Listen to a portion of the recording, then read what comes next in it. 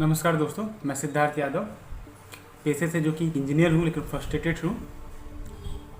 ऐसा नहीं कि मेरी इंजीनियरिंग बहुत कमज़ोर है, मैं काफ़ी अच्छा इंजीनियर हूँ। मार्क्स भी बहुत अच्छे आए हैं मेरे, पढ़ने में भी ठीक हूँ।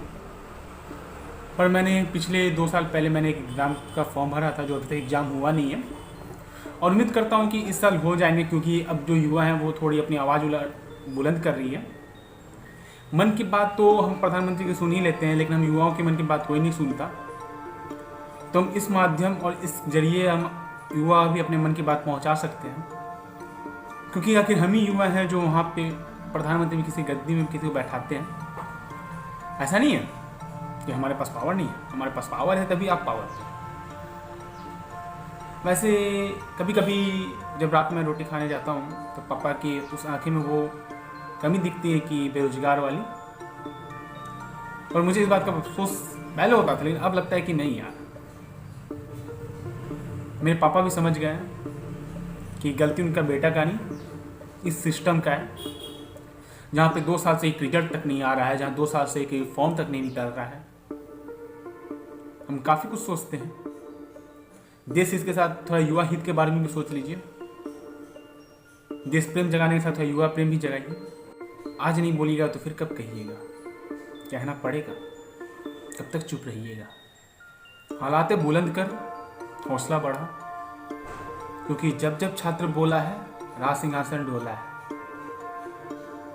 नहीं, हमें लगता था कि चलो ठीक है, अच्छी बात है, देश हित के बारे में सोचना अच्छी बात है, पर हम उस माहौल से जाग गए हैं, हम उस माहौल से आते हैं, हम उस मिडिल क्लास फैमिली से, जहाँ हमें बचपन से यही सपना दिखाया जाता है कि सरकारी नौकरी, सरकारी नौकरी, सरकारी नौकरी। क्योंकि हमारे माथे में एक कलंक जो लगा रहता है ना, गरीबी वाला, वो बस एक सरकारी नौकरी ही हटा सकता है। ये कई सारे लोग होते हैं जो बचपन से उसका यही सपना रहता है कि सरकारी नौकरी करना। ऐसा नहीं कि प्राइवेट नौकरी बुरा होता है, हम मानते हैं प्राइवेट नौकरी भी अच्छा होता है, पैसा ज़्यादा देता है, लेकिन सरकारी नौकरी में वो दम होता है जो प्राइवेट नौकरी में नहीं होता है। आप भी अगर देखा जाए तो आप भी सरकार चला रहे हो, अगर प्राइवेट से चला के दिखाओ तब मैं जानूँ। सरकार, देश चलाने के लिए भी आदमी को सरकार बनना पड़ता है, उससे हमें घर भी चलाने के लिए हमें सरकारी नौकरी चाहिए होता है।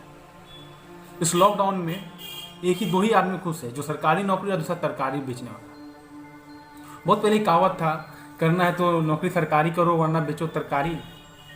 आज हमें समझ में आ रहा है क्यों नहीं। कभी कभी हम सोच रहे हैं कि जो मोदी जी पकौड़ा बेचने बोलते हैं, खिलौना बेचने बोलते हैं, हम सोच रहे हैं इनसे थोड़ा अलग किया जाए, हम भी थोड़ा चाय बेच लें, क्या पता हम भी प्रधानमंत्री बन जाए। अब बोलो दोस्तों, मन की बात में अब युवा की बात होनी चाहिए।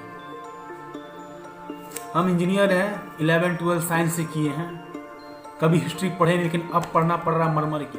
भूगोल मेरा गोल है, लेकिन फिर भी पढ़ना पड़ रहा है। इतिहास के बारे में घंटा कुछ नहीं पता, जब अपना ही इतिहास खराब हो तो दूसरे इतिहास के बारे में फिर भी पढ़ना पड़ रहा है। हम बैठे बैठे अपने चुत्तर घिसा रहे हैं, इसका मतलब ये नहीं कि हम ऐसे घिसा रहे हैं। देश के युवा बेरोजगार होते जा रहे हैं, आत्मनिर्भर बने तो बने कैसे? घर में बैठे बैठे। बहुत घूम लिए देश विदेश प्रदेश, कोई नहीं आया स्वदेश।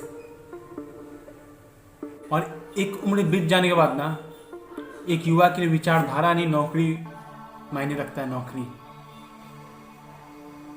अगर देश में अगर पकोड़ा और खिलौना ही बेचना है तो बाप माँ इतना पढ़ा के फिर बड़ा आदमी बनाने का सपना क्यों देखता है? इरादा साफ है, पर उसको करने का इरादा मजबूत भी तो होना चाहिए। अब युवा साफ कर रहे हो, टीवी खोलूं तो बस रिया सुशांत के बारे में नजर आता है। हम युवाओं के बारे में किसी को फिक्र ही नहीं है यार। बचपन से क्यों पढ़ते हैं? अगर बेरोजगारी बैठना है तो क्यों ना फिर बचपन से ही काम करने लगे। फिर कहोगे कि बाल,